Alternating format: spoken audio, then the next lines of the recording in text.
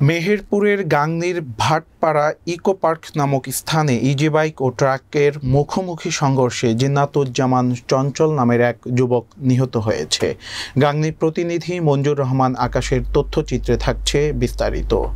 সোমবার বেলা ৩টার দিকে ঘটনাটি ঘটে। জিন্নাতুজ্জামান চঞ্চল গাংনীর চৌগাছা পশ্চিম পাড়ার রকিবুজ্জামানের ছেলে। প্রত্যক্ষদর্শীরা জানায়, জিন্নাতুজ্জামান চঞ্চল সহ ৬ জন যাত্রী একটি ইজি বাইকে করে ধলা মোড় থেকে গাংনীর দিকে আসছিলেন।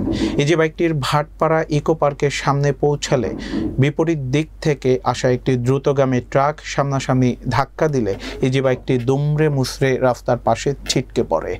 এতে মারাত্মক আহত হয় জিন্নাতুজ্জামান চঞ্চল। সহযাত্রী ও স্থানীয়রা তাকে উদ্ধার করে গাংনী উপজেলা স্বাস্থ্য কমপ্লেক্সে নিয়ে আসলে কর্তব্যরত চিকিৎসক সুমাইয়া ইয়াসমিন পাপড়ি তাকে মৃত ঘোষণা করেন।